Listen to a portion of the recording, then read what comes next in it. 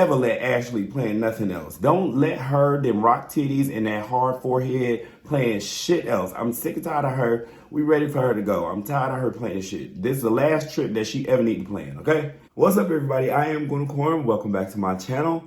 All right, come on in, sign up with Betty in the back. You know what to do. Like, share, subscribe, do all the things. And if at any point you feel a little stressing on your chest, go ahead and drop down in the comments below.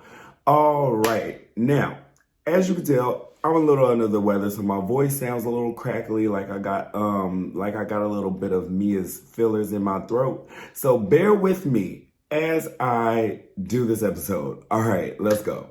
So Robyn is in the car. She boohoo crying because Candiace implied, she flat out said that Robyn did not help her husband keep his job by speaking on his legal matter in front of the world, international television. And on that front, I agree. But I don't think that Robyn hurt or hindered her husband's case. I don't think that what Robyn said could have tipped the scale one way or the other. The only thing that she did was say that Juan did everything that he could do in his power. I don't think that tipped the scale one way or the other. Robyn is under a lot of stress right now. Robyn done lost all of her man's money all that many moons ago. Robyn is now being accused of being responsible for her man losing his job. And that nigga cheating on her. So she got all of this piled on top of her. So I understand Robyn reaching her breaking point and breaking down crying. What I do not understand is, or what I have never heard of, is crying being contagious. Because Candiace, what the fuck? Why are you crying? What you got to cry about? Now listen, Candiace, I understand I'm a fellow crybaby. And when we get emotional, we get frustrated, any little thing that make us uncomfortable, the waterworks just flow. But baby, understand that your friend has never had a moment before. Well, she's had one moment. That umbrella moment, that was her moment. And she ain't had one since then. And that was like season 3. So it's season 8 now. Let her have this moment. Robyn is finally open up. She's being vulnerable. She is expressing how she feels about you and this group. And she is letting you know what it is. I think that you have to let her have this moment. And you are, not only are you crying, baby, not only did you catch the crying demon, you done caught the damn Delta variant. Like, you are boohoo crying. This has nothing to do with you. But with that said, I do also understand why Candiace is crying. I understand that she wants her friend back. But at the same time, Candiace, you got to be able to take a little bit of responsibility for your part in the demise of your friendship. You went on, after you found out that Robyn and Juan was going through their whole thing, you went online and then blasted her, went on YouTube shows and podcasts and sprayed all her business and all about how you felt about the situation instead of contacting your friend at the time. Now, while we all believe that Robyn was in cahoots with Giselle in order to deflect what was going on in her life, I still think that if you wanted to salvage your friendship and not make that a casualty of war, then you could have easily picked up the phone and called her. You could have took her out to lunch. You could have done anything, but no.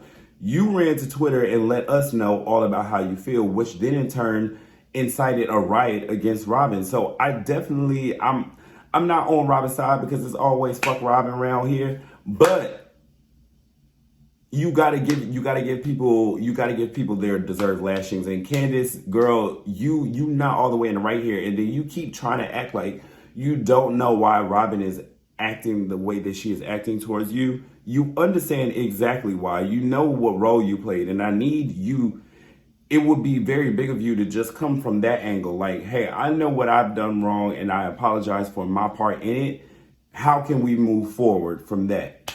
Then go from there. But you crying and playing victim, you don't get to do that all the way. You can be sad that you lost your friend in, the heat of war, but you also got to accept responsibility for your part in it. So now we arrive to chicken shit bingo. Y'all, I'm so sick of this broke ass cast. I am so sick of these girls. Why are they in Austin? Why are housewives in Austin, Texas? Like, am I watching Summer House? Am I watching Love and Hip Hop Atlanta? Like, Why are y'all in Austin, Texas? Y'all supposed to be fucking flying Rome and Dubai and goddamn Malaysia or somewhere in Africa. I don't know. It's just like y'all are in your 8th season now, and you know it's going downhill at this point. And of all places in Austin, Texas, I don't know what all Austin, Texas got to offer. And to anybody that is watching from Austin, Texas, hey y'all, how y'all doing? I'm sorry about that. But y'all go play chicken shit bingo. Don't ever let Ashley playing nothing else. Don't let her, them rock titties and that hard forehead playing shit else. I'm sick and tired of her. We ready for her to go. I'm tired of her playing shit. This is the last trip that she ever need to plan, okay? Either way, so we head in there or whatever. Mia asks Robyn, is she okay? Then that stirs her up again. She starts crying. Now Candiace is putting on an even bigger show. Her fucking makeup is smeared. Her lips are stretching from ear to ear. She's drenched in tears. And it's just like, and she got the cry angle ready. It's like, girl, you know, I don't even like that Ashley. But when she said, and Candiace, girl, we are not at the Oscars. And we not. I'm so sick of Candiace crying. Like, girl, shut up. This ain't got nothing to do with you. This is not your moment to cry. Let Robyn have this. So as the girls are competing for who can cry the best, which Candiace is always gonna win, Mia tells what does Mia say? Mia say something dumb. She said, Candiace is making this about her. Now, while I don't think that Candiace is necessarily making it about her, but she is sad about her friendship with Robyn. I just don't think that this moment is appropriate for her to be crying at the intensity that she is crying. Like, girl, calm down. So, Robyn and Mia, they go outside or whatever, and Wendy is, you know, speaking life into their friendship and saying, you know, all y'all need to do is talk. And she's trying to console Candiace and calm her down. And then we cut to a confessional of Nneka saying that Wendy is trying to control and manipulate Candiace. Nneka, shut up. Girl, what do we know about you? At this point, you've been on about 7 episodes at this point. We know nothing about you. The only thing that we know is that you are obsessed with Wendy. Anything that Wendy does, Wendy consoles Candiace. She's controlling her. Wendy goes to the bathroom and changes her tampon. She's putting a spell on you. Wendy wears orange. She's trying to be like you. She want to be the only lady from Nigeria. It's like, girl, this is her friend. This is their relationship. You don't get to just pop up in this scenario and then think that you can tell her how to handle her friend. Girl, find your business. Find your Nneka. Find your business, okay? We don't know you yet. And that's the reason why you are here. The reason why you are here is for us to get to know you. Not for you to be stirring up fucking continental commotion with Wendy. Leave that girl alone. Let her console her friend and mind your business. Mind your business, okay? Find your business. That's what we're going to tell you from now on. Find your business. Find you something to do. You on this show, you collecting the check just like everybody else. Girl, you need to find you some business. Find you something to do now. Get on my nerves. So now Candiace, Karen, and Wendy, they go outside and they have a little powwow. Candiace is still inconsolable. She's still crying. And all of this is just a cry for, I want my friend back. Unfortunately, baby, some bridges you burn, you cannot unburn them. You just can't do it. It is burnt. And I do feel like at this point, you probably did cross Robyn to a point of no return. Robyn is already going, you were one of the people kicking her while she's down. While I understand why you did it, from Robyn's vantage point, you were kicking me while I was down, while I was at my lowest point, while the entire internet is on fire and is at my neck. You were leading the charge and you were echoing everybody else's sentiments. So, Candiace, you having a real problem with accountability right now. So Robyn and Triple Decker Neck, they decide to leave the event and they're going to go back to the hotel or wherever they at. And the rest of the girls stay there and play chicken shit bingo. The fact that the entire premise of the game is to sit there and watch chickens shit on a number and then potentially win money, y'all are weird. So then on the car ride back, Giselle tells Robyn that she's ready for Candiace and she was cyberbullying Robyn. I'm just like, Giselle has a lot of fucking nerve stored in her necks to say that anybody is bullying anybody. Ma'am, your entire purpose on this show is to be a bully. You've bullied literally every single person on this show besides Robyn. So you crying bully at this point, girl, eat a dick. So now we get back to the hotel. The whole gang is back. Giselle comes to Karen's room and she's all happy. Happy birthday, Karen. Hey girl, what's the... So then now Giselle, one thing about that damn Giselle, that is a sneaky, sleuthy, slimy SOB. She knew in order to successfully ice Candiace out, she had to get Karen on her side. And what we all know about Karen is that Karen loves to be neutral when she's at a good place with everybody. She loves to play the neutral card, and I'm just gonna stay out of it. Now, Karen wanted to interject in between Candiace and Giselle because she wanted to help mend the gap, or, just at least get them to a place where they are cordial and can speak to one another. Giselle is like, bitch, I ain't with that shit. I'm not with it at all. And the card that Giselle played was the light skin card. She said from one light skin to another, this is how this girl wronged me. Giselle said that Candiace accused her of treating people differently because of the color of their skin, and then that in turn had an effect, and it incited people to send death threats to her and her daughters.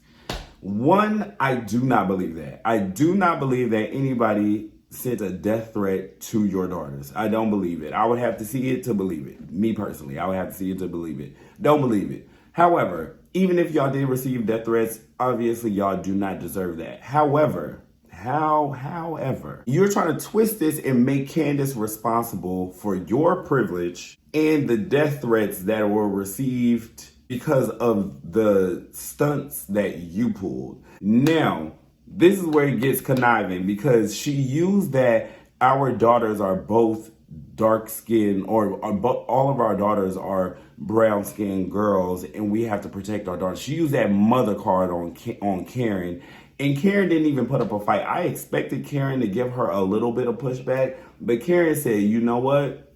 Gloves are off. I'm no longer in it. My name is Bennett. I'm no longer in it.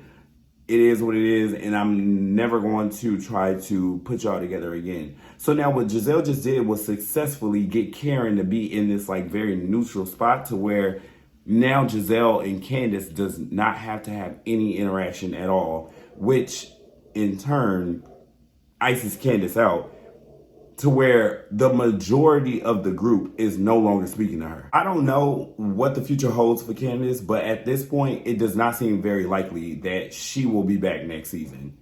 The only reason why she could be back is because, she's probably the only one with something going on besides this group. But it doesn't look good for Candiace because she doesn't really have a lot of one-on-one scenes with any of the girls in the group. She's not talking to nobody in the group is talking to her. So if she's not contributing to the group dynamic, what place does she really have in this circle?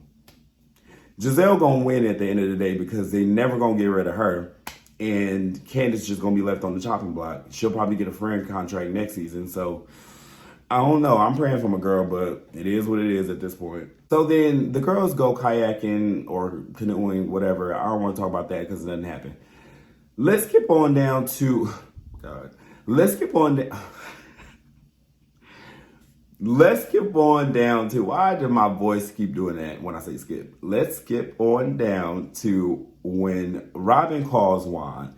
Robyn, you must have a humiliation kink, or you like for that man to yell at you, because never has Juan ever shown a very supportive or an emotionally caring aspect about him on this show ever towards Robyn. Robyn could like break her leg. She could just like fall and hurt herself. She could be crying to him and just telling him about some very deep personal shit. And that man will blink at her and ask for her to pass the peas. He do not give a damn about Robyn crying, Robyn feeling no type of way, Robyn having an emotional reaction to anything. She calls him and tells him that the group is, or Candiace is blaming her for him losing his job, and it triggered her. And as soon as she said it triggered her, this man started yelling at her, berating her, and, you know, basically telling her, like, you're allowing these women to use you. Now, while Juan may be on the right track, your delivery is what makes the impact. Now, on top of these women blaming her for something that she doesn't feel that she's responsible for, which deep down she probably does think that she's responsible for.